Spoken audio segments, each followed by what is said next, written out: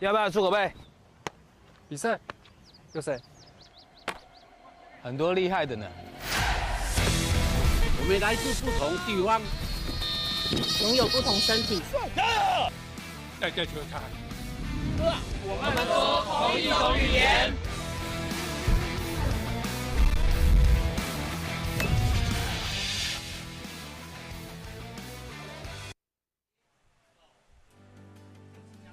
棒球让梦想无碍，创造平等的梦想舞台。好，各位观众朋友，大家好，欢迎您一起加入我们的线上直播，来收看2025第11届身心障碍暨多元族群棒球赛。今天是8月24号，来到新北市鹿角溪身障棒垒球场，要看到的是视障组第2天的赛事，由新北猎豹盲棒队来对上闪电盲棒队。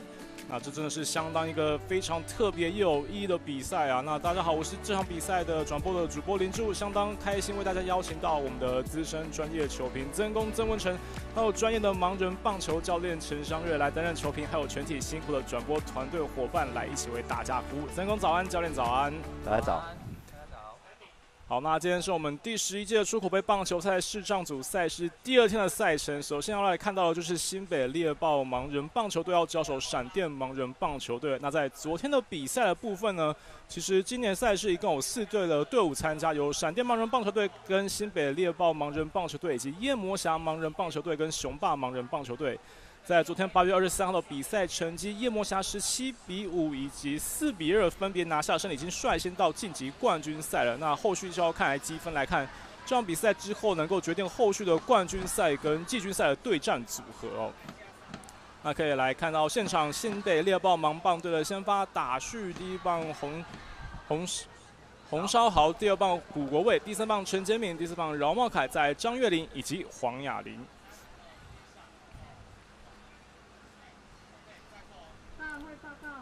其实现场的天气也是相当炎热。来看到闪电盲棒队的守备的部分，由35号陈俊清搭配111号的林建章、21号的郭玉婷，以及4号的黄柏清、51号的季和成，以及8号的陈喜凡。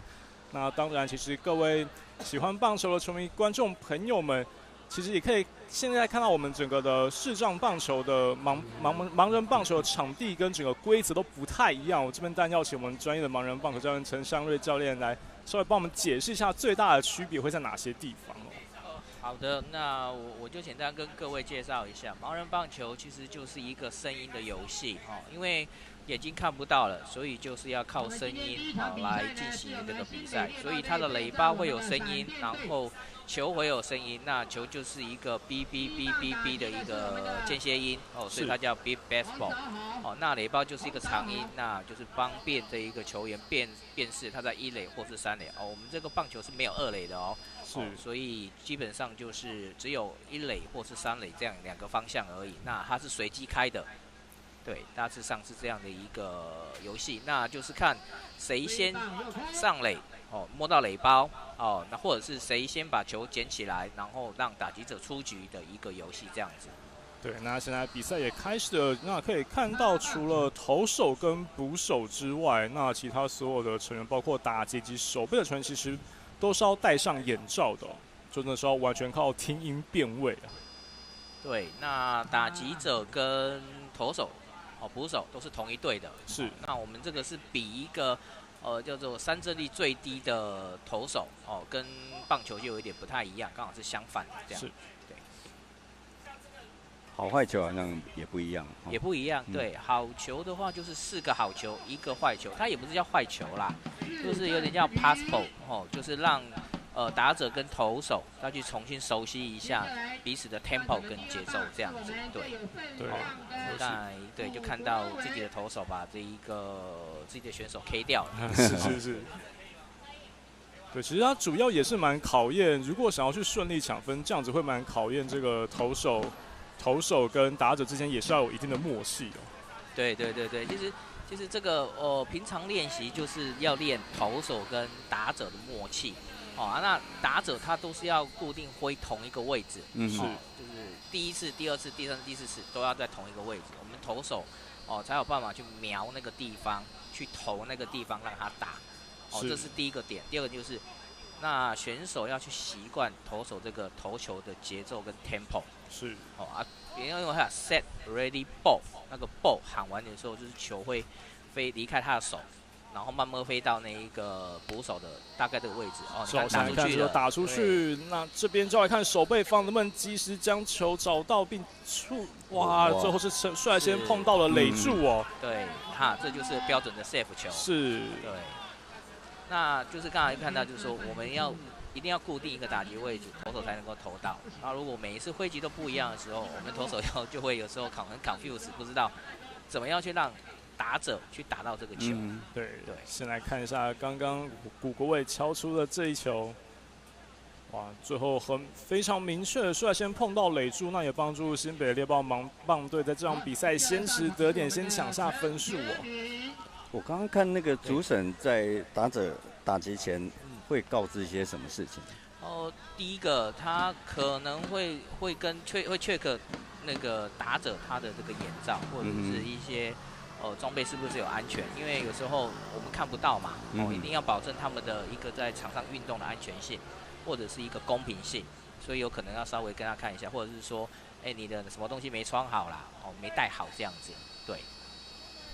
是，那也确实，因为每次的你要跑垒的垒柱的也是不太一样，所以在打击前他们也是会各响一次风鸣器来让打者去确认到时候往哪个方向跑这样子。对，主要是第一个就是说，因为有时候因为我们这个是要充电，就是要放，就是开了它才会有声音。那就是第一个就是 check 那个垒包是正常 work 的，正常 work 的情况下去进行这个游戏会比较有公平性啦。对啊，如果假设说垒包没响了，那个打者就好像赶快喊 lay base，lay base 就是说我没有听到这个垒包，它影响到我的权益了，所以这个球就会就变这一刻是无效球，是就是会再重新回到打击位置再重新打这样子，对。OK， 看到这球有碰到，但是最后是出了界外。另外，球打出去，我们这样是不是也是要超过一定的距离，就是有所谓的这个40尺的标准，才能够算是最后是安打的部分？对，这个其实这个40尺线就是为了保护投手，因为投手离打者就大概只有21.5，对，21.5尺啦，那就是避免他如果说没有超过这那个选手往里面冲的时候，会去撞那一个投手。基本上我们一定要超过这个40尺线才叫有效球。是。这就是可以进行防守的有效球，这样子。是。对。那没有超过这个，我们都是称为界外球这样。刚刚看到这球打得很强劲哦，但是最后是界外。所以背景那个声音大概就是球发出来的声音，刚击出来。你要听连续音的话，就是垒包的声音。如果不是连续，就哔哔哔哔，就是球的声音。其实这个游戏很难呐，因为的确对盲人来讲，你要同时分辨2个声音，你要分辨垒包的声音，又要听那个球的声音，尤其是在那个接近垒包的时候，那个干扰又更严重。对就是这个真的是有一点难度，非常的难。对，是。那当然是三位教练其实担任这个盲人棒球教练也很多年，通常这样子，这些选手他们要怎么样去训练？就是包括您刚刚讲的，可能你要去辨识垒包跟球的位置跟距离的部分。其实这个好，我们先看。好，先来看一下这球，来看守备方这里捡到之后，哇，时间上应该是守备方先来得及哦。那所以这一次的打击最后就是以出局收场了。对。像手背这个部分，是不是也有比较明确的规则？要怎么样才能够让就是手背算成功这样子？其实这个也没有叫这个明确的规则啦。但是我们在训练选手的时候，我们通常是希望就是把选手自己要把自己当成一个手套。是。那就是把自己躺在地上横躺，把它打到最开。然后因为球其实声音有时候会受到风的影响，会飘。是。所以你就把身体打开到最大的时候，用身体去拦球，先把它拦在你的就是在你的身体附近，你才能够去掌握这个球，把球捡起来。这是我们基本训练的一个原则啦。是。但是如果你选手当一旦习惯了以后，他就会自己凭着自己的那种对球的音感，然后就会自己先找到那个定位，然后去把球捡起来。那我是不鼓励这样啦，因为有时候我就像刚才球会飘，声音会飘，有时候你一旦错了以后，它可能就在你旁边，那你又要多花时间去找。往往这个有时候，像在高端美国来讲，其实你从本垒到1、3垒的时间大概只有5秒多而已哦。是，你要在5秒钟之内，你就要把这个球处理起来。哦，其实这个也是有难度的。对，就是我们在球的音感训练上，其实我们只能就是每天就是训练的时候不停就是让他去跟球当好朋友啦。哦，让他去了解说啊，这个球离你多远，哦啊，我要应该走几步去把这个球拦下来的一个情况去做一个训练，这样子，对。是。好，那看到刚刚是背号39号的饶茂凯哦，最后是4球都没有办法有效的碰触到球，都挥空哦，那就是就变成其实算是所谓的4阵出局啊。是。所以那也攻守交换结束这个1局上半的赛事。不过西北猎豹队在这个半局是率先抢下分数，目前取得1比0的领先。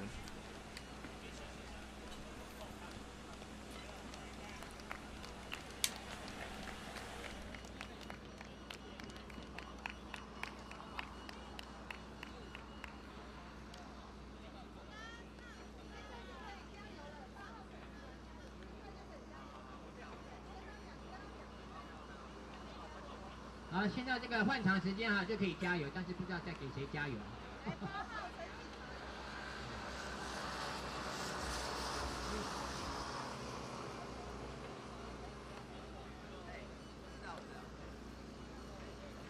好，现在我们闪电上场打击，第一个打席是我们的8号的一开始要引导我的球员分布在你的球场哪几个位置。好，欢迎回来，一起透过我们的线上直播来欣赏2025第11届出口杯身心障碍及多元族群棒球赛的视障组的赛事。来看到在1局下半要进攻的闪电盲棒队，8号的陈喜凡，第2棒111号的林建章，再来郭玉田以及陈俊兴、黄博信还有季和成。刚刚在1局上半的时候，新北猎豹率先抢下分数。那他们的整个守备阵容由古国伟搭上黄雅玲、饶茂凯、张月玲、洪少豪以及陈洁敏。请问一下，那个他的性别的有限制吗？就是男女生的比例没有？没有。其实现在来讲，我们讲的是平等的一个运动啦。在这个盲人棒球里面，并没有那么明确规定说男生要打男生的，女生要打女生的。如果女生有足够的能力的话，其实可以一起参加这个游戏啦。但是以美国来讲，他当然还是希望就是说还是有做区分，因为毕竟还是有一点差异，男生跟女生运动能力还是有点差异，所以在美国它有一个女生联盟，专门是女生在比赛的一个联盟。对啊，那男生就是一般打我们正规，但是也没有规定说正规的就是比赛里面女性不能参加，也没有这样规定。对。好，这边闪电盲棒队在投手部分是由背号3号的李玉仁来担任，就来看他跟队友之间的投打的默契如何。对，其实投手其实这个是很难培育的一块，因为第一个距离我刚才讲。就是21.5尺，其实大概换算我们公尺大概6.5公尺，6公尺左右而已，这是非常近的一个距离。通常有时候打者强的话，一球一飞出来是很快的，是有时候就会朝投手就是打过去。那第一个投手，第一个要不怕死，第二个你要在这样不怕死的情况下，你又能够把球投好，这个是需要一点勇气的。我们真的必须要给站在每一个投手位置上的投手一点鼓励。那这个是第一个初步，那初步再讲就是说，你要怎么样成为一个好的投手？基本上我只能讲10年磨一剑，可能你要花很长的时间，在同样一件事情上一直不断的磨到最后面，你才有办法达到一个精准度跟一个稳定性，能够跟球队的这样一个配合这样子。对。不过刚刚第1棒打击8号的陈喜凡，最后是4球都没能够有效击球变成出局的情况。现在打击是轮到111号的林建章。陈喜凡好像挥空之后，他就一直在摸那个本垒板的位置，他是要确认他站的位置吗？对，有时候你站歪了啊，他的那个角度差了一点，投手进去的位置不对，都可能会在球的棒子跟球就可能会差半颗球左右。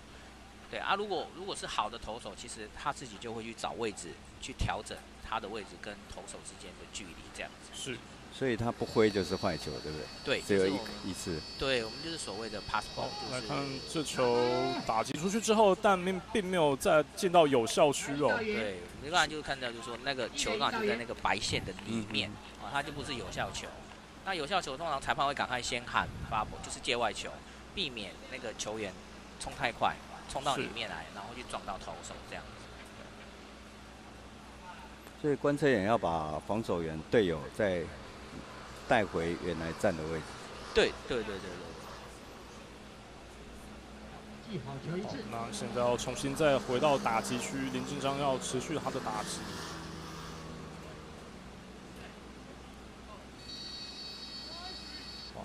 这球还是挥空哦。像这个就是很明显，就是球在那一个打击者挥棒的下方。是。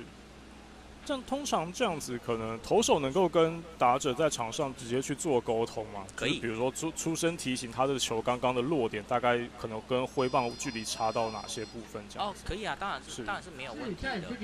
那另外就是，其实捕手有很大一个功用。刚才你看这捕手有没有在补一个位置，其实就是要告诉说，这个打者有没有他是挥在大概哪个位置？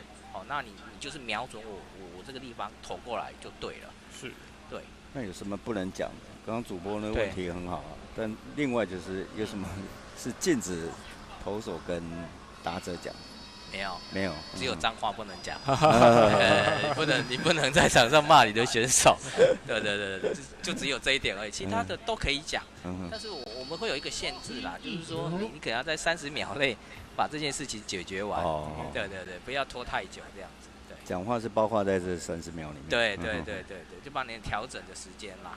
是，那现在打击是轮到背后21号郭玉婷打出去，现在在有效区内，来看守备方能不能来得及接到之后，哇，像是有效得分哦。对，像我们看就是像这位郭玉婷选手，他已经是从元年就是我们有盲棒以来，就差不多一直打到现在。其实他就是算一个老选手，其实他很明确的，我打到球，我不管你什么球，在裁判没有喊任何的声音之前，我就是全力冲，对，直到我碰到垒包为止再说了。是，那这球透过2个角度同时来看哦，郭玉婷选手确实早一步来碰到了垒柱，那这样闪电盲棒队也在 H 下半马上也抢下1分，现在将分数追平了。而且他很清楚，他大概跟垒柱的距离在哪里哈？对，其实就是我讲，就是因为他已经打了很久，他已经有一个身体记忆的效应。大概跑了大概几步以后，他自己身体就会有点像滑垒的动作，然后去摸那个垒包这样子。其实这也是早期在训练，就是有训练这样的选手去做这样的事情啦。是。但是近年来，因为我觉得层次跟选手的，应该是说选手的层次有点落差。所以我在训练新的选手方面，我就不建议做这件事情，因为很容易滑垒那个动作。对，第一个很容易骨折，很容易受伤。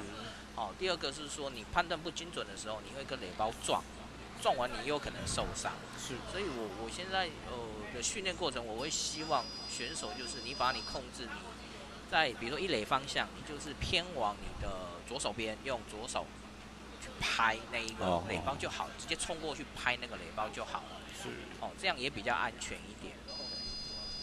那现在打击是轮到背号35号的陈俊清哦，所以其实教练是不太鼓励滑垒这个动作。对，这是希望大家是用冲过去，用手去碰触就好。是，因为在现行的美国其实也不流行滑垒这件事情啦。是。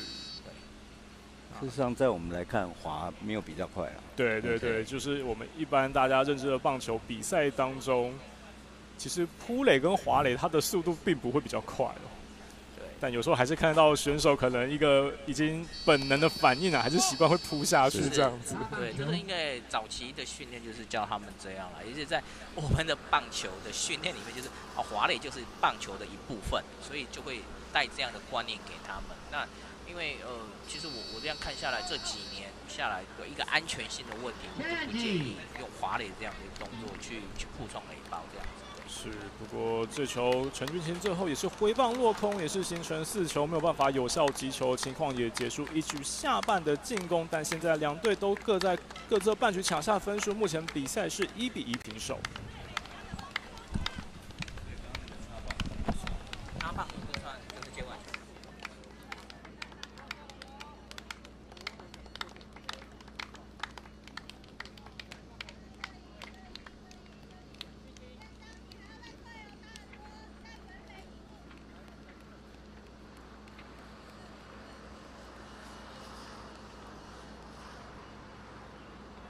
好，我们新北猎豹队第一个上场的是我们的张月玲，我们的女强打者。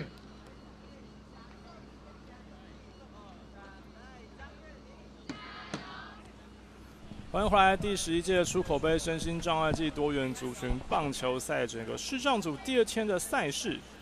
那这场由新北猎豹对上闪电队的比赛哦，前面第1局打完，两队都各自抢下了1分，现在是战成1-1的平手。那现在比赛来到2局上半，要继续由新北猎豹盲棒队来进攻。其实你可以，我们那个场内有看到啊，那个很多球员有自己各式的眼罩啊。是。其实这个我们没有说不行哦。如果其实到了美国比赛，其实他们会有，我可能会有一个 issue， 就是他会认为你这个眼罩是不合格的，所以他会来检查你的眼罩。那正规来讲，他们美方那边官方是有发行他们自己一个官方眼罩。是要带他们的，对，尽量是要求带他们的。那通常简单来讲，就是他会检查眼罩是叫你抬头，是，去看那个下缘会不会漏光，是，如果漏光就是不合格，他就会请你换掉这样。了解。所以不管你的程度，我觉得是视力的程度如何，就一定要戴眼罩。一定要戴，因为有人是弱视而已。那现在2局上半，新北猎豹盲棒队第1位上场打击的是背号29号的张月玲。对，新北猎豹，我现在目前看起来球员的年资都比较之前一点啦，当然是有几位比较年长一点的，就是资历比较久的选手啦，所以在比赛看起来就是可能搭配上会比较稍微弱一点，容易把自己的选手 K 掉。对，刚刚最后这个打席第4球也是没能够碰触到球，等于是挥棒落空，变成4球4振的情况。闪电好像成立很久了。对，应该是差不多从1990几年，应该是2000年开始，就差不多已经存在了。是，现在看也20几年了，对。因为我也知道有盲棒，就知道有听过闪电。是啊。对，那其实，在赛前也有跟教练聊到，其实盲棒在台湾的发展的时间也其实算蛮久一阵子的，可能会比大家想象的还要久。是，大概也有25年到26年左右了。是。那可能目前当然出口杯是1年1度的这种大型的比赛盛事之外，还没有哪些其他会是我们的盲人朋友们可以参加的一些，不管是球队或者说可以进行的比赛这样子。其实应该是讲说我们身障棒协啦，定期都会有办一个算是教学盲棒教学体验营的活动。是。这个都会公布在我们的官网。那有。就是如果真的有听到这样一个讯息，那视障朋友都可以来参加我们的活动。是。那当然，如果说志工有愿意来做服务，也可以跟我们联络，就是我们缺志工的啦。那还有就是说，除了出口杯之外啦，我们可能应该是在明年度吧，我们可能会举办类似联赛。就是定期1个月，我们就会办一个比赛。就是类似有种自己成立一个队伍，然后我们就是有点像，就是彼此2队这样，就是定期比赛的一个联赛方式。因为其实联赛，我觉得让选手有定期一个比赛，能够增进球技，我觉得会比较快。因为有时候你光训练没有比赛，就没有那种临场的 feel， 能够增长自己的叫做技能跟比赛的一个经验这样子。对。所以盲棒有自己的官网，目前来讲，就是我们应该是说，视障协会这边会定期 PO 一些我们的讯息，哦，那当然就是在台湾盲棒还有一个叫非视觉啊，非视觉的一个协会，那他们那边也会有定期的做一些活动的更新，那有兴趣的都可以去看看我们有办哪些活动，办哪些比赛这样子。是，对。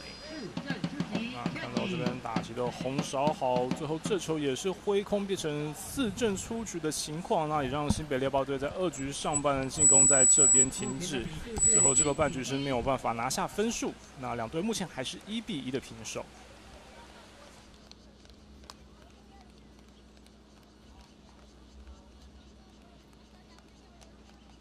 咪喵，大胆的走，对，大步走，不用怕。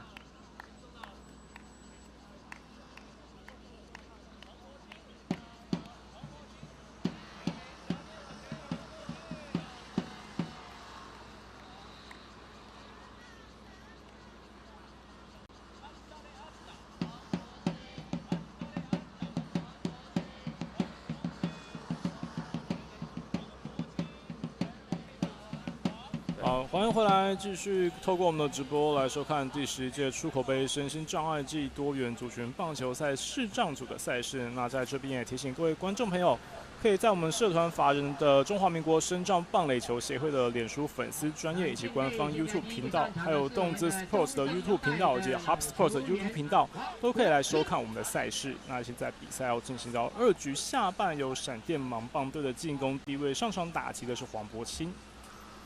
对，黄选手还是会先确认他站的位置。对，其实我们在教选手之前，都一定要请他们先摸本垒板，是确认本垒板跟你的距离是对的，因为你棒子总是有一定长度嘛，如果你站到那个本垒外就打不到，所以还是要请他们先确认自己的位置，然后我们投手才会开始就是进入投球的状态。我刚才有讲到，就是说投手这一环啦，其实是最难培养的。因为有时候选手的状况也是不稳定的时候，那再加上投手本身又是新投手的时候，那你投到最后面会投到自己觉得怀疑人生，会觉得我应该怎么投才是对的？因为我本身也是投手出来的，是。那已经磨了大概10几年，快20年了，才有一定的成绩出来。那其实对于一个像他们这种新投手来讲的话，最难的就是第一个。我出手，我要怎么控制，让它变成一个稳定的状况，飞到本垒板的位置。这是一个每一个投手的一个训练自己的一个要求的事情。像我当初在训练的时候我是自己对墙壁投啦，大概2个月之内我投了快3000颗球。对，这个是看自己要不要对自己做一个要求训练。是。我看刚刚猎豹就是投每个都够3振，所以他看起来很挫折。对，就是我们投手就是有时候也不是说我们投手的问题，有时候是选手自己本身也会有心态上的问题，他自己打不到，他自己也会很挫折，他也会觉得青菜啦，当你青菜的时候，我们投手会跟着你青菜，我们跟你青菜，所以这是有时候。就是球队在比赛过程或运作过程中要彼此鼓励，而不是说彼此相怨，因为相怨是对这个一个算是明盲合作的运动是没有太大的一个帮助，这样子。对。那是不是教练这样在整个练投的过程，其实也还要去想办法去尝试去记得自己每位队友他挥棒的一个形态，可能他或是他习惯去打击的地方。对，这个是投手该拥有的一个基本技能。是。当你看到比如说像我看到季合成的时候，他挥在腰，我就是自己不知不觉我就是要投到腰。对，就是变成我们自己投手一个自然反射动作。是。不能再想。当我们要多想的时候，我们就会竭力。竭力有时候那个球还没到该有的位置，它就因为受到地心引力影响，它就往下掉。对，这个就是我们投手我跟你讲是最难培养的一块。好，现在看到这球有打超过40实线，守备方能不能及时接起来？哇，看来应该是打者率先一步的触碰到垒柱哦。所以闪电盲棒队在2局下半在这里抢下这场比赛的第2分。所以滚越慢越难处理，对不对？其实应该是说，也不是说难处理，而是当你滚越慢，就会一堆人来处理。那一堆人就是我其实我问过他们，那为什么你会就是为什么这么简单的球啊，都一群人都没处理到？他们跟我说，旁边有人，哦，我不敢。哦，对，因为他听到一个跑步声跑过来了，他会觉得有人来了。啊，是。对，因为他们会怕自己撞到，对，所以他们自己就会先停下脚步。这就是我会讲，就是说，在排位站位，就是说在观测员的排位站位，其实也是很重要的一环。你不能把所有人都挤在同一区，是，挤在同一区，他们就会有顾忌，会有害怕，就反而让你自己会捡不到球这样子。这个所谓的观测员，就是在场上提醒整个守备方的球员的位置跟动作的部分。对。那所以可能在打者打击前，他们一开始的站位也是观测员来去负责来安排，来协助他们要站在哪边这样子。对，其实这个很重要，尤其像到美国那种比较强度比较强的地方的时候，都会有战略性的布局。是，甚至要做勤收，这跟我们一般棒球都是一样的。是。我记得今年去美国比赛的时候啊，有一队对我们的勤收是非常的，就是算详细，他都知道我们选手每一位都是打在哪里。比如说这位选手固定他就是打在右边，他们就是把人所谓就是可能在防守那一区，所以一开始的时候都吃尽苦头，完全没有办法突破对方的防守。那这个时候怎么办？那可能就是要靠投手的功力了，可能要把你的投球速度稍微放慢一点点，因为如果选手挥棒时间是一样，如果挥棒速度慢一点，他就会飞向另外一边。是。这样才有办法去突破对方的防守。这个就是可能就是在勤收上也是，我觉得在盲棒也是一个重要的一部分这样子。对。哇，那这样听起来，投手真的是很艰巨的任务，他有时候还必须要想办法来控制打者能够打到哪里。对，所以我在说，其实投手是一个很难培养的一块啦。当然就是说，其实我讲就是要长时间跟选手自己要去一直磨到最后面就会成精。是。那目前我们台湾就是有一位投手啦，就是应该就是说在美国的盲棒界，就是已经我们出国了20几年以来，就是累积的战果非常丰硕，已经获得美国的名人堂认证。是。已经在他们的就是算名人堂里面注册。台湾的投手已经有这一块的匾额在那一边。是。这样。对。哇，真的是非常厉害的成绩哦。刚刚111号的林建章选手是成功将球击中，但是打上最后是界外那所以要来继续重新回到这个打击区，确实也可以看到选手们回到打击区之后，都会先用手去来确认本垒板的位置。除了台湾跟美国之外，哪一个国家发展会比较多一点？目前我们在这个10年内去美国参加比赛有加拿大。有多米尼加，是，然后好像还哪一国，就大概就只有这2、3国，目前就只有这样而已。所以其实，在整体来讲还不算，我觉得还没有到达界内。哇，这球最后是留在界内。看一下最后是打者先碰到垒柱，还是守备方的有成功的封杀呢？其实我们刚才可以注意到那个就是其实因为他沿着一垒垒线跑。然后球员是不是往一垒，就是往3垒方向跑，就是有点危险。因为跟球的路线是有点重叠的。如果说这个有危险的情况下，我们就会及时喊停。是。然后因为跑垒员已经跑到场内了，所以我们会以安全为优先，会喊停了以后，就是如果那个防守也有捡到球，裁判喊停吗？对，裁判会喊停。那如果防守员捡到球了，那就是以出局为主，然后如果完全都喊停，大家都没动的时候，那我们还是会以场上一个判断，因为跑垒员已经跑到场内，所以我们会判跑垒员就是打击者出局。我们会有以安全为优先做一个判决这样子。不过刚刚这球最后是由新北猎豹的洪韶豪有率先将球给成功守备住所以也变成2局下半结束换局，但闪电盲棒队目前还是先抢下分数2-1的领先。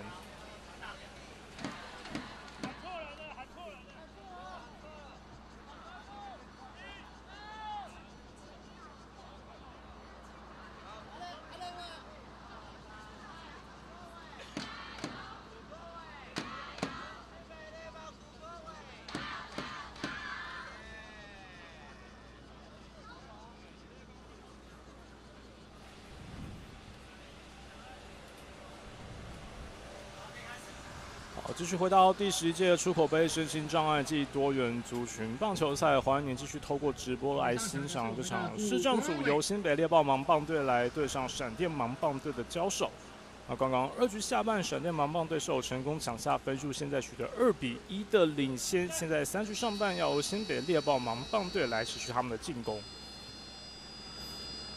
确实，刚刚上个半局最后那个状况，就像商瑞教练刚刚有提到的，这个打者跟球的路线有几乎重叠的状况下，算是比较危险的一个状况。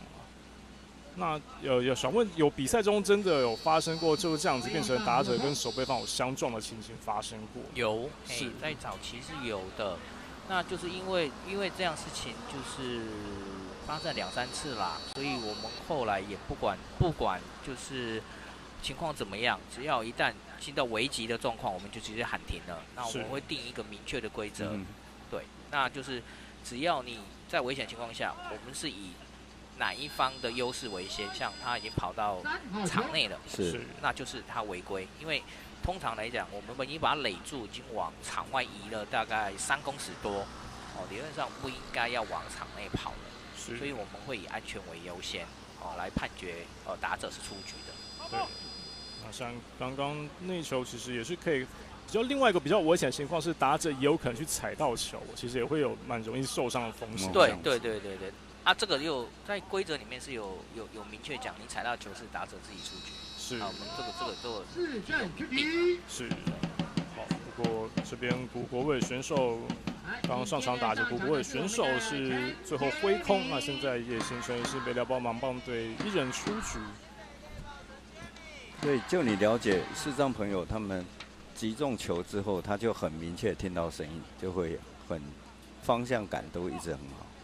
还是要训练，要训练，因为其实，在比赛过程中还是会有人听错垒包，就是他会绕，就是说，明明开1垒，他先跑3垒，然后就开始绕，他绕的危险就有一个情况就是会去撞投手，因为他是往3垒方向跑嘛，发现不对，然后再绕回来的时候，那就会往投手撞过去。但裁判不会抓这个。裁判不会抓这个。对。现在打击是轮到陈杰敏选手哦，刚刚第一球是有成功打出去，但是并没有办法打进有效区，所以要重新来回到打击区来进行他的打击。所以我刚才说，投手是一个蛮危险的职业，你要不只是看要注意球来，然后你还要注意你的选手会不会撞你。球的 size 是比垒球大多少？大概在1.5倍，然后大概400克左右。是。对，所以。他这个球有明确规定，他就一定要这种叫做下抛式的投球。哇，看到现在球数上记到3个好球，目前还是挥空的状态哦。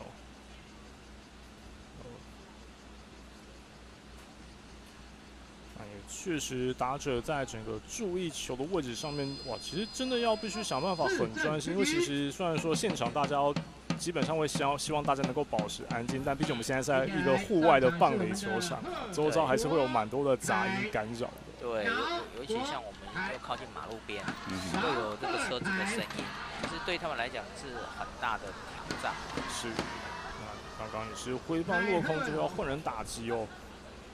现在来换到背号39号的饶茂凯要来进行打击。对，像这个选手就所知，他是新的啦，对，完全就是可能还没有经过一个比较正规性的训练，所以有些动作都会比较生疏。是。但其实我会不建议这样的事情发生啦，因为你没有给他一个武器的时候，其实很容易受伤。了解。对，因为他们是蒙着眼睛，然后如果你比较资深的又没有注意到他的时候，这样撞过来，其实都很容易受伤。是。好，来看到饶茂凯选手这球打出去，有没有办法越过40尺线？并没有，所以也是算是界外球。所以透过我们画面看到，确实就在投手的后方有画了一道圆弧线，那道就是所谓的40尺线。球必须要越过那条线，才能够算是有效的击球进到的有效区内。就一位选手刚开始跟着你学，大概他要花多久的时间呢？可以像这样正式的比赛？如快一点啦，快一点大概可能要1年。1年，对，了解。1年算快的。对，1年算快的。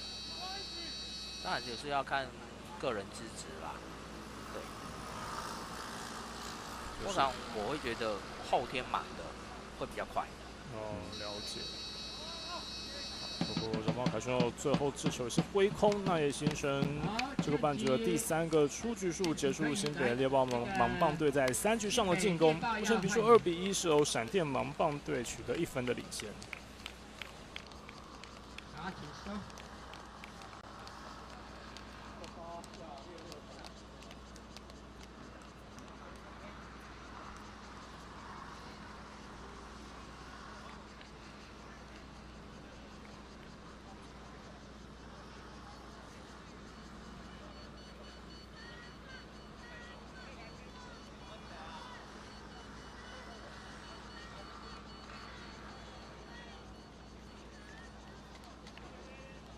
我们闪电队第一个上场打击的是我们的谁呀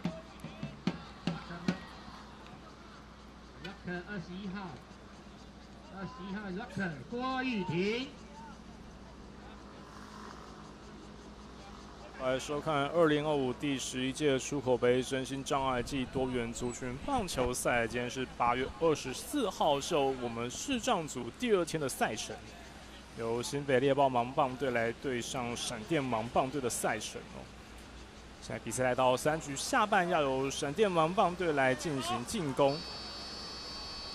就是可以看到，在打击去准备打击前，就包括裁判跟队友们都会主动的要去听不管是1垒或是3垒方向的垒柱的风鸣器的声音哦，让他们能够更加明确的去确认在打击之后要往哪个方向去做跑垒。这就应该是来确认整个投球出来他比较想要的位置哦。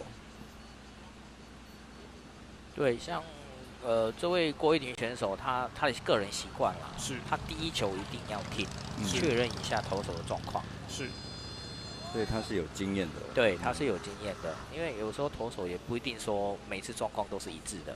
他比如说一开始就投太低，就说他就知道今天可能投手状况稍微在低一点的地方，他可能自己会去调他的打击位置，是有可能啦。但是我会比较不建议去动选手的打击的姿势，这样。对，这边是看到背后20号的郭玉婷选手在前一次打击是有成功碰到垒柱抢下分数哦。那确实看得出来，对于他感觉对于场上的状况是相对的比较熟悉许多，确实是经验比较丰富的一位选手。对，在并没有打击到的情况之下，也是不断的在跟队友做沟通哦，在确认比较好的打击位置。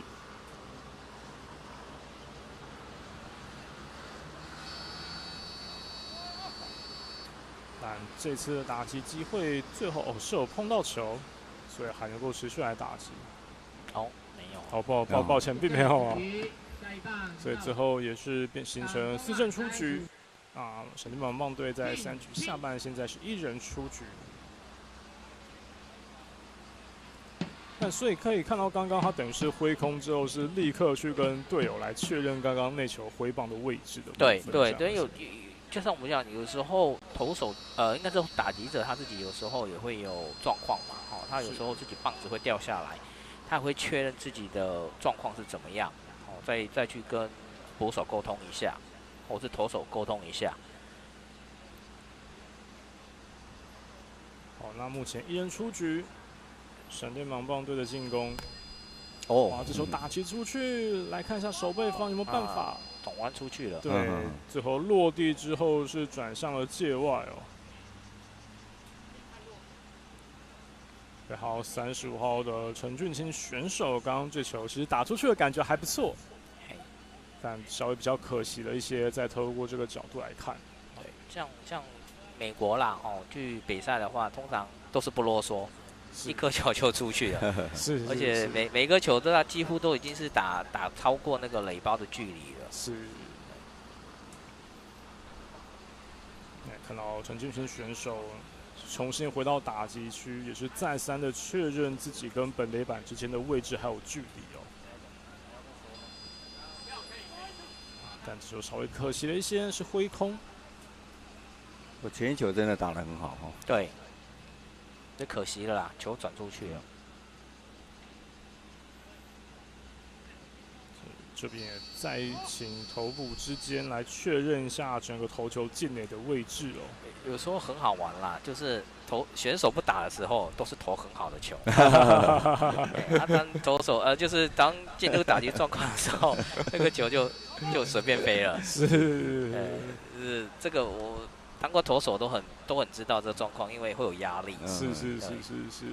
闪电帮帮队背号3号担任投手的李玉仁选手，确实刚刚在暂停的时候投的球的位置的距离好像是稍微的更上来一些，但结果最后这球还是挥空哦。35号陈俊清选手是手挥棒落空，那也让闪电帮帮队3局下半现在是2人出局。继续打下，轮到背号4号的黄博清。在开始之前，观众朋友应该也可以透过我们转播听到，就是现场这个蜂鸣器的响声，就是我们的垒柱所发出来的，让打者可以确认在打击出去之后要往哪个方向去跑哦。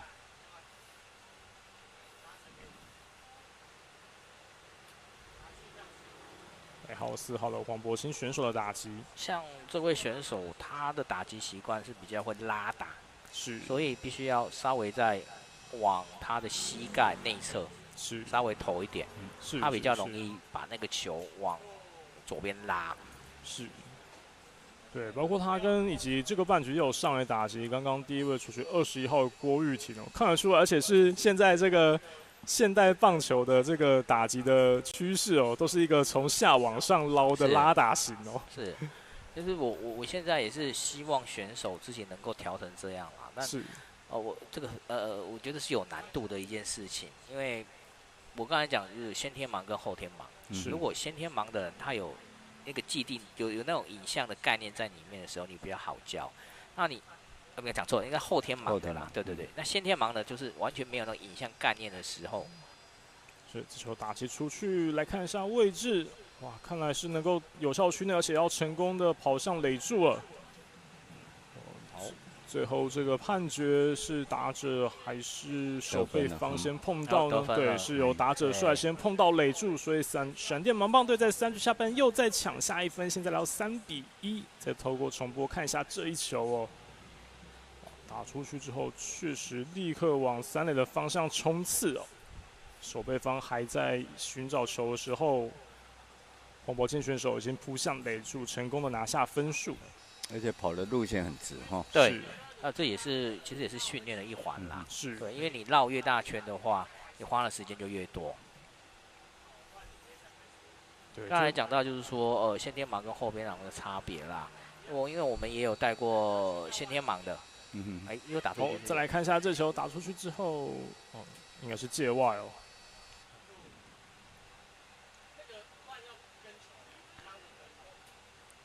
是，所以要重新再回到打击区。对，那像先天盲的啊，基本上他连跑步的概念都没在里面。是。那所以光训练他们跑步，可能就要花1年到2年的时间。是。确实，他们可能由于先天出生之后就已经在是一个盲人的状态之下，并没有那个可以参考的概念。对。对，那真的是相当的不容易。就是以这些盲人的朋友来说，大家可以想象一下，你可能光是日常生活都要花跟比较辛苦的来去适应哦。那更何况要从事，其实棒球本身就是一个难度很高、失败率很高的运动。对，是的。刚才那一个是不是直接得分啦？是在前一轮打击季合成的时候。是。现在应该是轮到陈喜凡在打击了。有啊。他可能刚才有些状况我们没有注意到。是。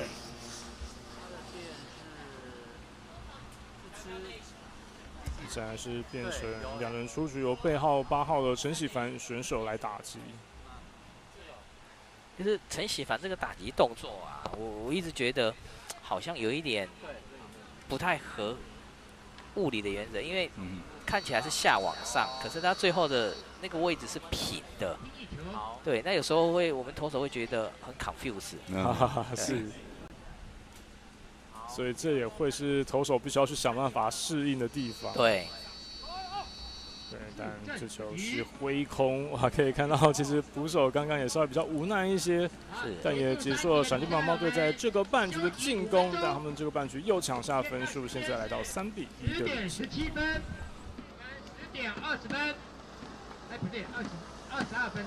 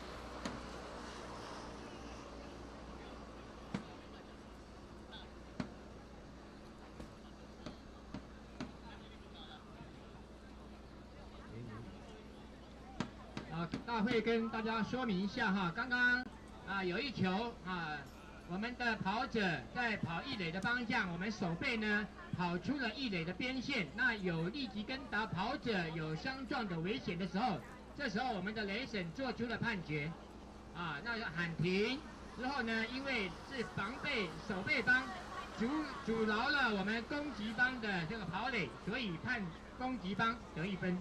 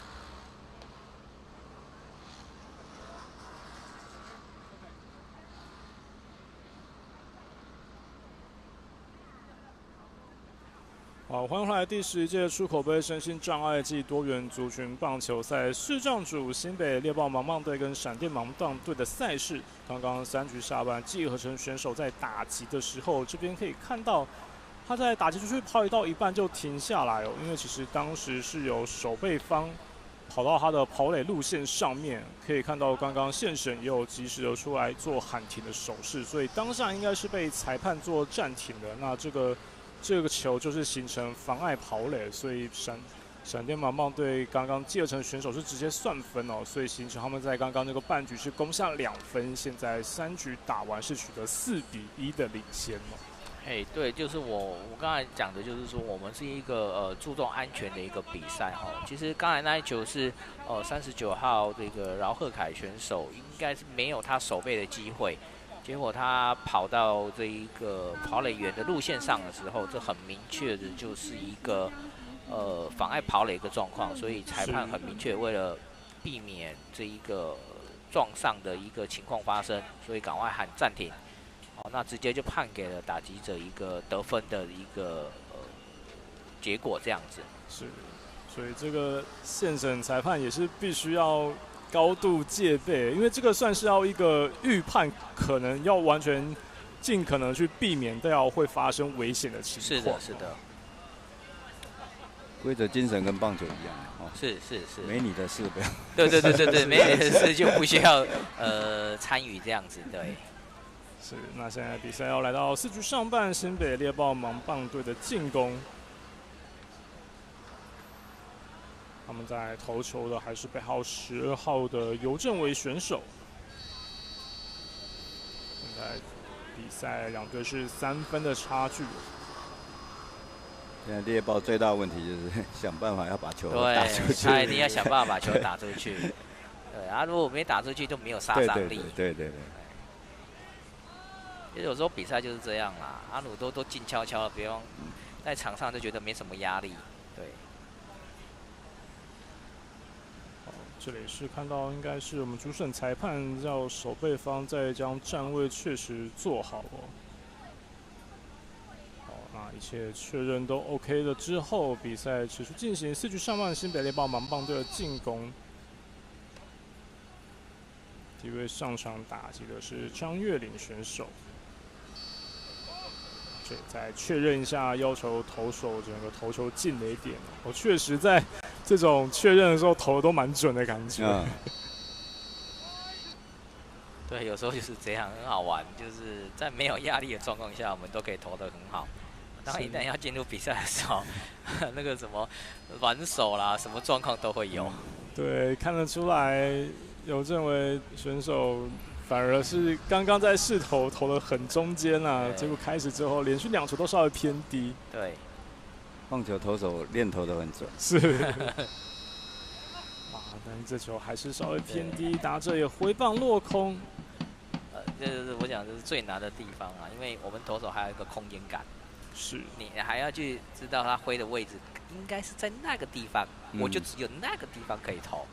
他每次都要能够投得很精准，这样。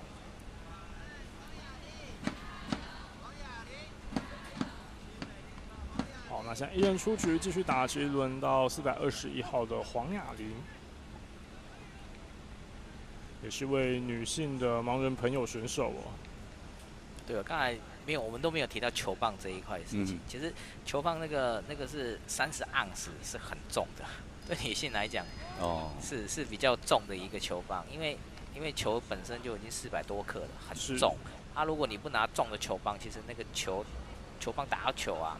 会没力，会被球压回去。了解。对。所以这看起来真的要去挥动，也是一件很困难的事哦。所以黄雅玲这个动作对他来讲是可能最有机会的。对，就是挥在腰是对他来讲是最有机会，剩下就是投手的工作了。是。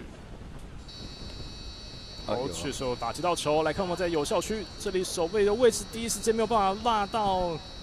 但看来应该是来得及哦，所以这球是守备成功，封杀出局。这边可以感觉出来，可能黄雅玲选手对于跑垒上面就比较没有那么确定的感觉。对，所以这个就是很重要的训练的一环啦。是，包括跑步也是要训练的。是，就像我们尚瑞教练前面有提到，就是整体比起来，可能新北猎豹队算是经验上面会比较稍微欠缺一些了。是啦，都是我们常讲幼班。是。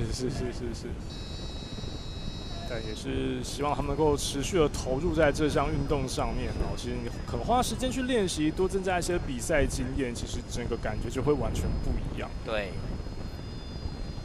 视障朋友光直线跑就觉得就已经非常不容易了。对，所以会有一个声音引导。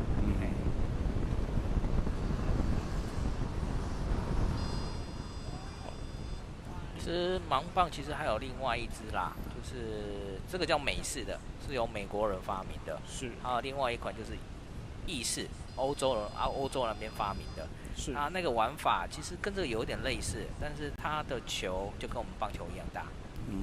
了解。然后它里面是把它就是挖掉，然后放铃铛在里面。是。现在打击新北猎豹盲棒队，轮到背号25号的洪韶豪。所以意式也是由下往上。意式就没有投手这一块，他们是自己打的，有点像我们的手棒球了，要自己打。乐乐棒球。不是乐乐棒球，就是自己抛自己打。对。了解。那目前这一块是真的比较有做到国际性啦。现在目前参加的国家有8个到10个了。是。真的是其他国家，包括古巴。还有那一个意大利，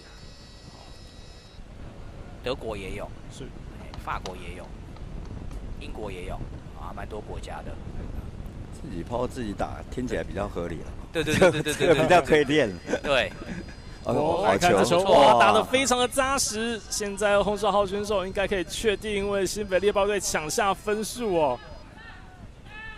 哇，这球打得非常的精彩非常精彩，对，非常非常好。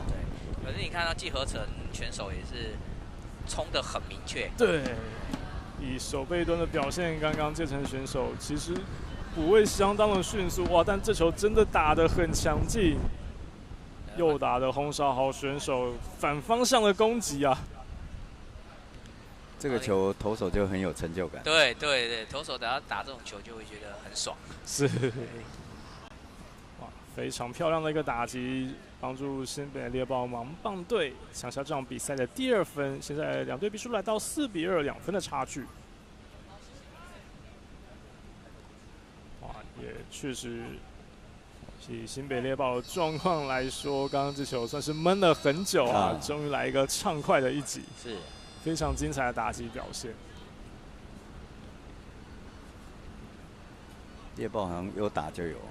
对，其实如果以比较强度强一点其实这种球在国外来讲，其实应该都已经出局了。是。对，就是我觉得现在我们现在台湾欠缺的就是一个可能比较强度性的比赛。是。所以变成大家的这个整个程度就没有办法往上再拉一阶啦。是。那现在打击是轮到胡国伟选手，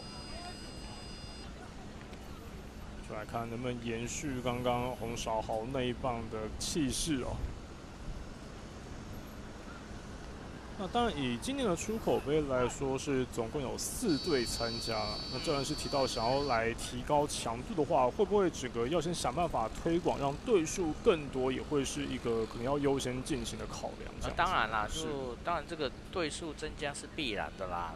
所以我们在身障棒协这边都会有开课。这又打出去，哇，国伟选手这球也打击出去。来看手背位置，哇，先扑到之后，哇，感觉很接近。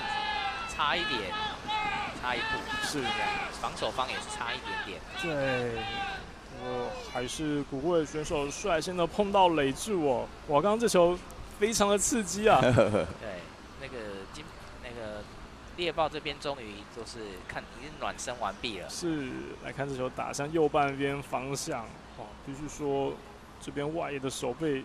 扑的也很迅速，但第一时间没有找到球的位置，最后是由古国伟率先碰到垒柱，也抢下分数。现在新北猎豹盲棒队在4局上半追到3-4，只有1分的差距了。这样子对投手来说，应该也会是一大鼓舞哦。连续投2位队友都让他们打得相当的漂亮哦。是的。刚刚就是季合成季选手，就是他的这一个动作啊，是算我们盲棒就是蛮标准的一个动作啦。哇，这球也打击出去，左边方向来看一下手背端这边是确实接到，打得不错，对，就是只是跑得比较慢一点而已。然后如果强化一点跑步的话，就有机会得分了。打击出去的是陈韵婷选手，新北猎豹盲棒队的女性球员。相当漂亮，但稍微比较可惜，在跑垒上面，我们再透过不同的角度来看，对，第一时间打出去之后，感觉对于垒包的方向比较没有那么确定哦，就跟刚刚前2位他的队友古国伟跟洪韶豪的跑垒相比，确实有一些差距啦。对，如果以打击来讲，以女生来讲，她算蛮强的了。对，但也结束了新北猎豹盲棒队在4局上半的进攻，这个半局攻下2分，现在追到3-4，目前还是闪电队1分的领先。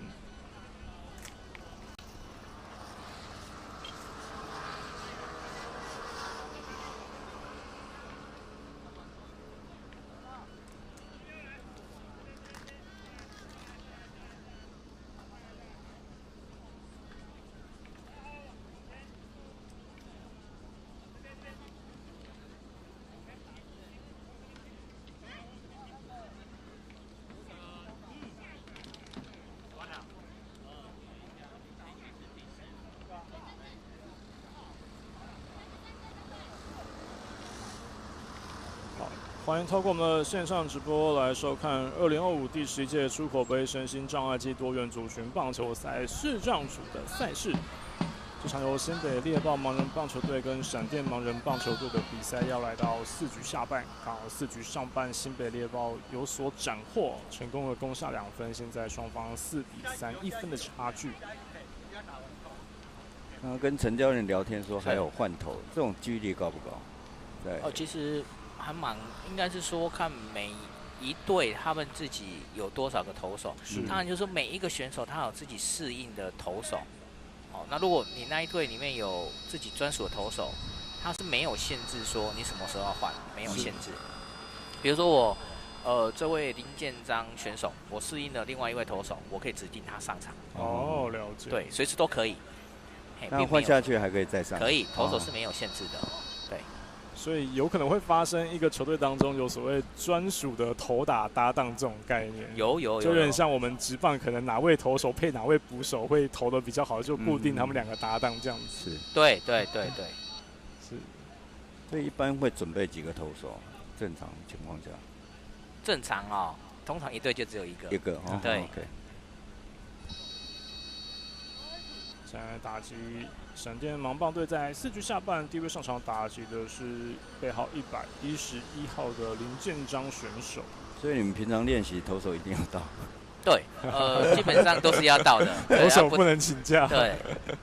可是投手都有时候通常都会见教练啦，就是见他们的训练教练。有道理。对。那除非就是说我们要培养新的投手。就可能就是派一些比较资深的球员，跟他搭配这样子，让他去磨。是。最后这球林建章选手是挥空，变成没有办法有效击球，所以现在闪电盲棒队4局下半形成1人出局。我继续要登场的是郭玉婷选手。所以明眼人参与这一块要有一定的热情，对，就是应该是说。几乎要接近傻子了吧？对，因为其实这一块是真的，相当累人的一件事情啦。因为你像这么大热天，然后你又要晒太阳，又要陪他们打球，又要教他们东西，对，就是真的要花很多的时间跟精力。我觉得让视障朋友走出门这一点就不容易了。真的不容易，真的不容易。因为其实像我们这样走过10几年来啦，也有的来过1-2次就不来了。因为觉得太累了，是，对啊，我要晒太阳，然后又要被你骂，何必呢？有的是父母的关系啦，有的父母是觉得说怕危险，不好危险，是真的。但其实如果能够长时间花，就像教练刚刚提到，曾更有讲到，能够将热情跟精力投入在这上面，我觉得对于一些视障朋友来说，也是可以找到另外一个算是生活重心了。是，尤其曾跟我提到，就是要至少可以让他们愿意常常出门，是，对，去多接触更多的朋友，这其实对他们来说也是很棒的一件事。是的，来看一下，就沿着边线方向，接完，有没压线？最后来看裁判的认定，对，就刚好这个球的位置。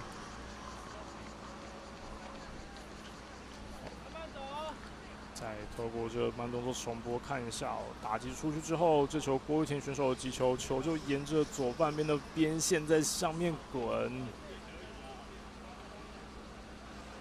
看来是没有，因为分数没有变。对，不过就像前面就有提到，郭玉婷她感觉经验真的比较丰富啦，她打击出去就一样是非常坚定的往垒处去冲刺。对，她其实也是代表，就是应该是说去美国比赛的代表选手啦，是在那边也得了应该好几次的 MVP 吧。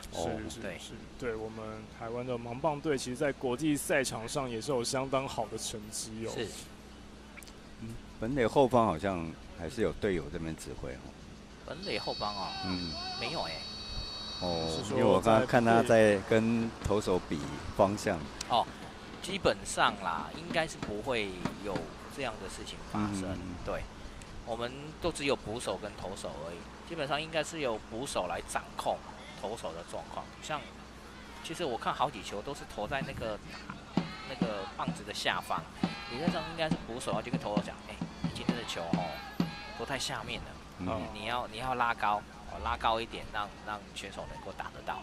是，真公刚刚讲到，应该是在后方这个我们出口杯背板前面算是协助员可能是就是要来协助在打者打完之后，可能不管是要回到打击区、休息区去协助引导的部分。那可能刚刚毕竟在看比赛也很投入情不自禁有稍微的比了一下整个方向这样子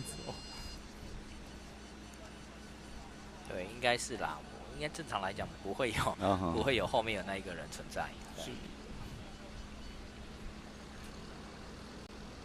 然后我觉得前面都没有，突然跑一个人在那里，对啊，左边右边。这是打击轮到30号的陈俊清选手。现在越接近比赛后半段两队只有1分的差距。对。我们这个视障棒球是打6局那主要也是在时间以现实是2小时的比赛时间。对，那其实这是我们台湾自己定的啦，怕把时间拖太长。其实在美国是没有明定说一定打多久，打到分出胜负为止。对，打到胜负。其实在早期我印象中有一年打到37-35吧。哇！从下午打到晚上。都还在打，因为美国的时间是日照比较长，是8点太阳才下山，打到8、9点都还在打。哇！所以你讲的那是6局里面发生的事情，不止3局，就是平手一直延，他可能就是平手一直延。我那时候我忘记打几局了啦，最后比数好像是37-35吧。非常辛苦漫长的战役，但刚刚这里闪电队。最后打其实也是挥空，那也3人出局结束4局下半的进攻。目前4局打完，2队还是4-3，1分的差距。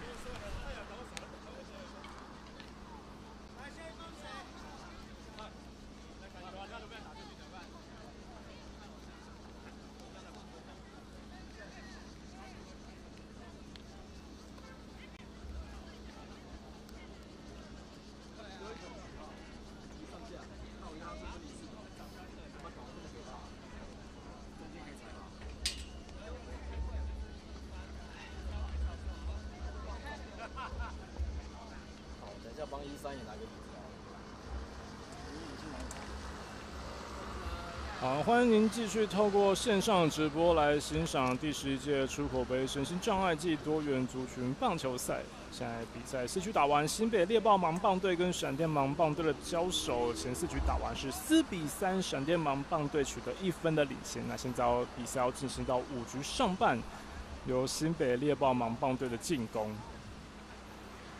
在前一个半局4局上半，新北猎豹盲棒队连续2位打者都突然找到打击的感觉当时的洪少豪选手跟古国伟选手连续2次打击都成功抢下分数。现在来到5局上半，就来看看队友们能不能延续这样的手感来持续追分。差1分1、2个中就有。对，真的只要1、2个中就有机会翻盘了。对，而且是第一位这种比赛啊，如果真的手感来的时候，可能就是不止1、2分。是，因为它跟正规的棒球不一样，上垒还要推进，搞了半天。对，搞半天。在新北猎豹第一位上场打击的是背号39号的饶鹤凯。对，就像真公刚刚也提到，其实我们视障棒球并不会有所谓打者要留在垒上所谓的垒间跑垒的事情，而且打击出去，刚好穿过中间的位置，但这边防守方反应非常的快真的。这个就是突然杀出来程咬金。黄俊清选手非常漂亮的手背哦。刚刚新北猎豹饶鹤凯选手虽然说这球打得相当的不错，我们再透过这2个角度的重播来看一下。猎豹我觉得好像开始打得到球，但是就是跑垒的直线的速度比较不够。就是要兼顾跑垒跟打击，这个都是要训练的。不然刚刚2个女生都打得到球。对。刚刚是闪电盲棒队很漂亮的手背哦，所以现在形成1人出局。双方还是4比31分的差距。有时候投手是这样啊，要给他热身，要给他暖身够了，他就会开始准度就来了。是我们新北猎豹盲棒队背号12号的投手尤正维选手。他其实就以资料来看位置，当然通常投手也会要身兼捕手跟观测员哦，毕竟是对上明眼人的球员这样子。继续打击，轮到29号的张月玲选手。其实6个人轮很快了哈，快，要修正也快。对。就是只要固定，你有6个选手可以跟你搭配好，基本上就应该就赢的盘面就很大了。了解。休一区大概预备几个？就是正式的比赛。一般来讲，像如果我们出国会准备大概就是2倍。对，8个到9个。是。好，确实可以看到打者有在跟捕手去做沟通哦，想要及时的修正自己的打击位置，但这球还是没有办法确实的有效击球回棒落空。现在5局上半，新北猎豹盲棒队形成2人出局。像你们出国，除了比赛之外，视障朋友最大的挑战是移动的时候。移动，对，其实最大的问题就是要带一群人，因为你出国比赛，大概我们球员带8个嘛，是，那你志工也不可能带太多，大概一个志工要雇2个到3个。对，所以基本上就是移动过海关啦，这样的一个辅助。有时候如果因为不是志工每个英文都很好，是，尤其到那边你又要跟当地的那个海关人员在沟通的时候，没沟通好，可能就抓到小房间里面去问话了。是，还会有被问话的情况。我记得我们今年有在出过一次嘛，是，就是有一个我们就是在海关 check 的时候，他问他你是住哪个饭店，志工也没办法回答，应该是没有志工辅助啦，就是单纯就他们自己就是夫妻2个人，就是没办法回答出来，他就被抓到小房间里面。哇，他抓到小房间去问，小房间是没有翻译官啦，那倒还好啊。是，他就进去以后大概40分钟后才出来。这也是非常的辛苦啊。那再回到比赛当中，刚刚打者最后也是挥空，黄雅玲选手没办法击出，遭到了4阵出局，所以也结束5局上半新北猎豹的进攻。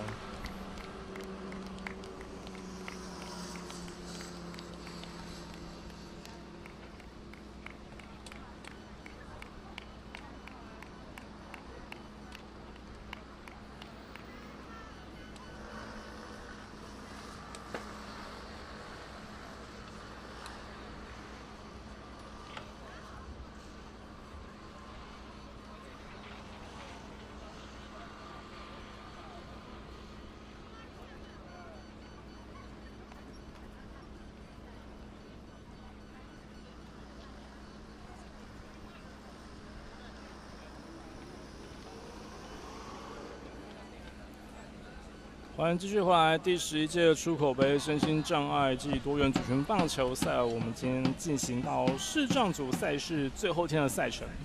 这场由新北猎豹盲棒队跟闪电盲棒队的交手，现在比赛要进行到5局下半，由4比31分领先的闪电盲棒队要来进行进攻。在比赛后半段，感觉新北猎豹盲棒队有开始找到打击手感哦。现在是紧追在后1分的差距。对，这个闪电队可能要小心一点。如果再没有进攻分数的话，可能就有危险了。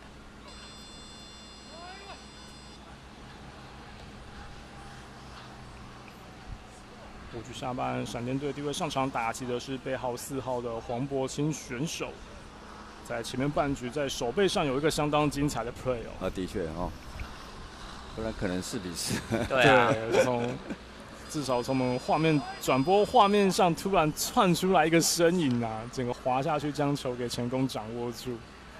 对，其实这个我觉得是 OK 啦，但是这个有一个重点蕴含在里面，就是说谁要来接，其实我们都会教导说我来处理，不然的话，其他人不知道你要干嘛。对啊，比如说像后面那一位，刚才陈喜凡我应该是没记错是陈喜凡在后面。如果他往前走过去的时候，那黄渤俊选手没注意的时候，他这样滑下去就会铲到他。是。对，所以这个就是有时候就是只是默契上的问题要沟通好这样子。对。不过这球黄渤清选手是挥棒落空。所以也让闪电盲棒队现在是1人出局，我觉得是有点可惜啦。是，因为他是有打击能力，也有速度的，他没打到就是有点浪费这样。对，他在前面打击的时候成功将球打得也算是蛮扎实哦，打到有效区的范围内。对的，这4分当中他至少拿1分。对啊。现在打击轮到背号51号的季和成选手，在前一次打击的时候是在打出去之后。跑垒上面在手背方有妨碍跑垒哦，所以他当时在裁判及时喊停的情况之下，他是直接算分的，就差这1分。对，现在变成他的那1分，现在形成相当的重要哦。刚好第4分。对。像刚才的捕手就有跟他说，那个球高一点。闪电队的投手还是背号3号的李玉仁选手，这球稍微却感觉有到了捕手想要的位置哦。对，也投得很好。是，但稍微比较可惜一些，刚刚打击的季和成选手没有成功把握。太高了。对，有时候我们投手投到最后，那个手最后会这样勾，会勾起来。是。其实这个是诀窍啦，就像我们丢保龄球一样，手永远都是要保持在这个一个角度上面。是。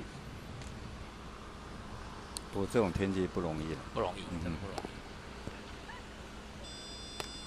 易。有这球感觉打得很高但最后落地之后是转出了界外哦。可惜了。对，那闪电的确跑真的比较理想一点。对，你看，确实我们再通过这个角度的重播来看一下，对，季和成选手打到球的瞬间就很坚定的往垒柱的方向去冲刺，而且确实跑得很直哦。对，又直又有速度哈。不过这球最后是界外嘛，所以要再重新进行打击。像这个时候我们就会教他说，你慢慢走回来就好，是不用急着回来，稍微再喘息一下。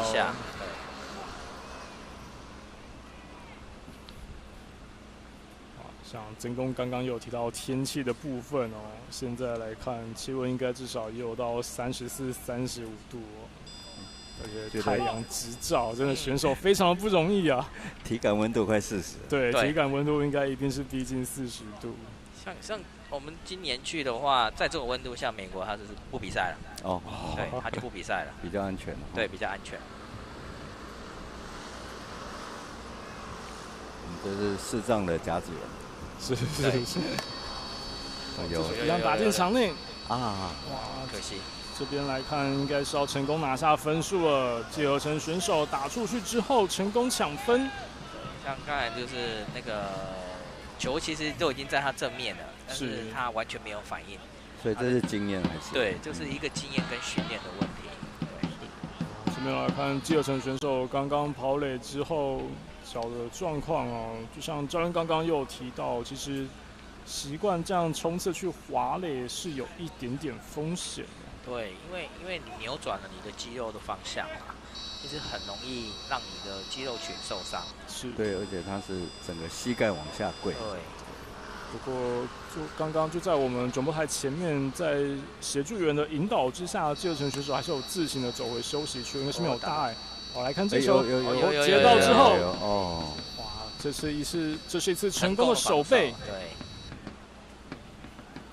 让5局下半闪电队这里形成2人出局，刚刚是陈喜凡的打击，再通过重播看一遍。刚刚好球就朝守备的球员过去了。因为我之前看规则，好像一个弹跳接起来算2个出局。对，2个出局。对，昨天就发生2次了。哦。甚至好像没有弹跳直接接到，是直接算3个出局。对，因为这是非常高难度的一件事情。难度高，几率也低嘛。对，几率非常的低。那昨天出现2次那种 double play， 我就觉得已经很不可思议了。是。这局打击要轮到背号111号的林建章选手。通常这种情况是刚好正朝防守员而去，还是？这个完全是要凭经验。对，因为那个球打出去是球是在很高的地方飞。结果他还能够精准的跑到那个球要落点的地方，对，这个是真的是，我不知道到底是有没有听到，我也不清楚啦。对，因为感觉如果要只有一个弹跳，就本身打出去这个球的几率就比较低一些。对，除非是真的打得比较高，然后之后刚好落下来就在守备员的附近这样子。对，那是运气好，刚好就落在你身边。但是昨天那2颗球是。他比如说他打在左外野的方向，他人站在中外野，他是人跑到左外野的方向等他掉下来。哇，对，那真的是我真是匪夷所思，他是怎么办到的？对，飞翔状态直接接到，哇，那个真的，那真的太难了啦，是比一杆进洞还难。对。会变成 triple play 3杀手。好，这球也打击出去，再来看哇，但第一时间后续补位的补位选手，哇，这是补位做的相当漂亮，也是成功的守备成功哦，接杀了这一球。再来看一下这个角度的重播，哇，第一拍是扑错方向，但后面的补位相当的确实。也第一时间将球成功的离身离地，所以是判定出局，也结束闪电盲棒队在5局下半的进攻，他们还是成功抢下分数，现在来到5-3的领先。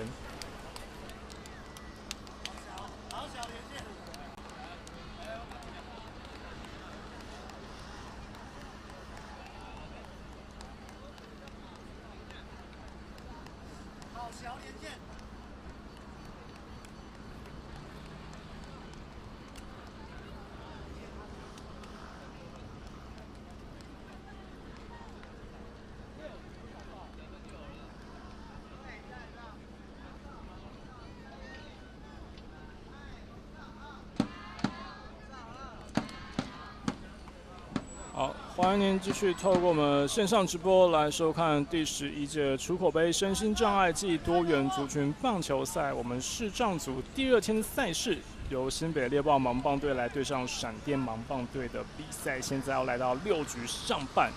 前一个半局，闪电盲棒队又攻下了宝贵的1分哦，稍微又再拉开了差距，来到5-3，2分的领先。新北猎豹盲棒队在6局上半第一位上场要打击的是洪少豪选手。如果这一局没有追上的话，应该是比赛结束。对，我们比赛是打6局哦，所以这等于是新北猎豹队最后的进攻机会。第一位上场打击，哇，这边第一时间拦到，哇，也成功接起来。哇，不然的话又变5-4了。是我们闪队背号51号的季和成选手，哇，这场比赛攻守俱佳啊，守备端已经有2次这样非常精彩的 play 了。哦，对，闪电真的防守很好。对。哇，成功有确实的抓到球的位置哦。其实猎豹队刚刚洪少豪选手也打得非常漂亮，而且他的跑垒冲刺也非常的到位哦。但可惜守备的表现是更加出色了一些，现在是1人出局，而且拿起来有一定的高度。对，要30公分。是。然后离开身体，要确定球已经是在你掌握之中。球这边要调整一下垒柱的风鸣器哦。这个是要必须能够确实并且准确及时的发出声音，才能让打者在击中球之后有办法去做到确实的跑垒。对，其实这个就是我们必须要表扬一下，这个无线垒包，因为最早其实都是有线的。我刚才讲说美国现在还在用有线，那这组无线是我们请我们台湾的就是一位我们认识的朋友是，对，他发明了一组这个无线垒包，好像也是从近几年才开始换成。对。比如说台湾科技实力非常强大，是，其实我们也有把这一组引进给美国了啦，但是他们觉得就那个稳定性不高，可是我觉得没有啊，哪有什么问题？他们可能 maybe 有一些优越感吧。是。毕竟，可能我们现在这个无线的设备，你要卖过去，关税也要抽蛮高。我刚刚看那个拟棒支援裁判也不容易哈，这种天气。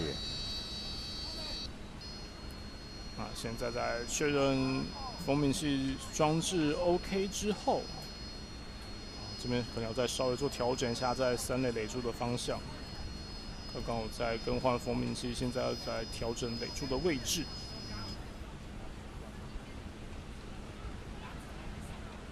好，现在状况应该已经排除了，重新回到比赛当中。6局上半，新北猎豹盲棒队现在2分的落后，最后的反攻机会。不过现在打击的古国伟在这场比赛是有拿下分数的我刚讲完，成功将球打击出去。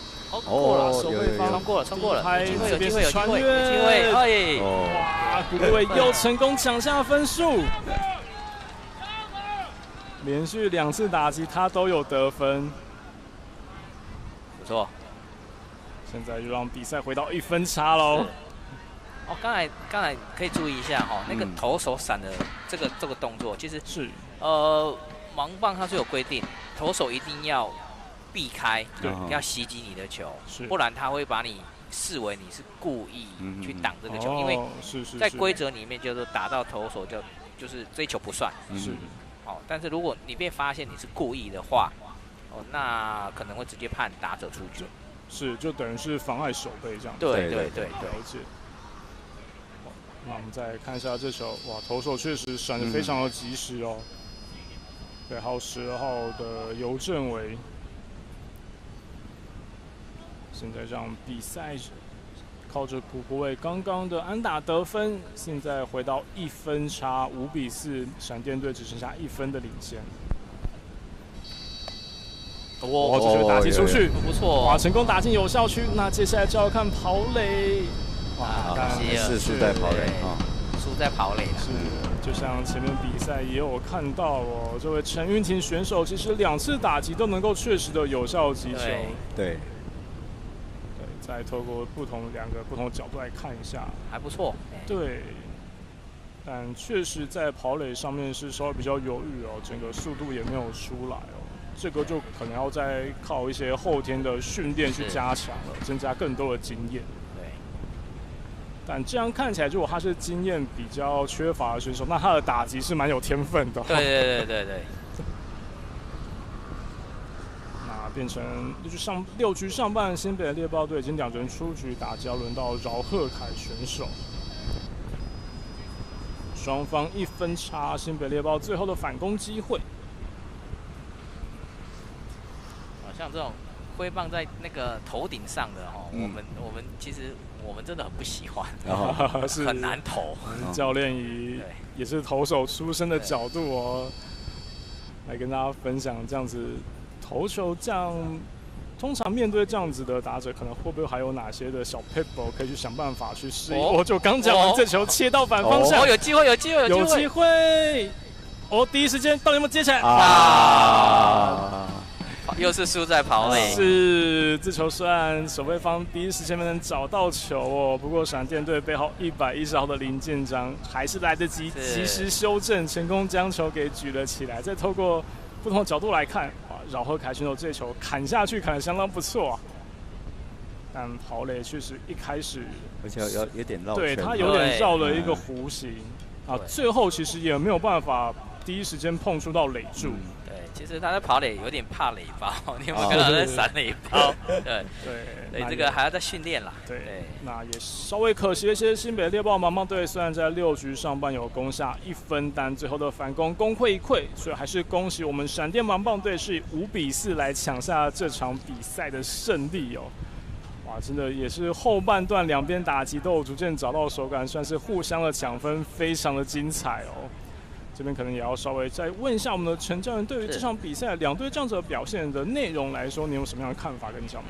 如果整体来讲的话，我觉得闪电队可能还要可以再精进一点，因为他的打击我觉得不应该这么少啦，这么弱。那在这一个新北猎豹，我觉得比昨天好很多。是，那只是说可能有些选手在跑垒上还要再精进。如果跑垒跟得上来的话，应该有机会，应该可以有机会赢啦。是，对，那是对。也要特别问一下我们曾公哦，其实当然看了这么多无数，不管是职棒或是国际赛事，这样看到我们整个视障组这样子的棒球比赛，这样看下来，不管是您自己的想法也好，或者说对整个杯赛的感觉，或是对两队选手表现有什么样，可以给我们谈一些分享您的想法呢？我觉得不容易了哈，今天这个不到2个小时，但听陈教练讲哈，不管是规则还是他们训练，我觉得能够带这一群视障朋友能够走出来，然后训练，然后让大家看见，我觉得不容易啊，所以我觉得需要多一些鼓励啦。就是其实他们的舞台当然不多了哈，能见度也不高，但是我觉得经由今天转播，让大家看到就是有很多热情的志工啊、教练，然后去帮助他们。我觉得需要大家一起努力，一起鼓励他们。对，确实能够举办这样的赛事，相当的不简单。我们出口杯来到第11届，那也是辛苦了这场比赛，两队的选手也恭喜最后抢下胜利的闪电队。那一样也相当感谢全场，不管是裁判、志工，或者是现场所有的工作人员以及我们的转播团队伙伴。那这也相当感谢教练以及曾公的奖评。谢谢。我是林志儒，在这边也提醒大家，我们在稍后还有季军赛跟冠军赛，甚至后续还有颁奖典礼的转播服务。我们等一下一样，今年出口杯视障组的赛事再见了，拜拜，拜拜。拜拜。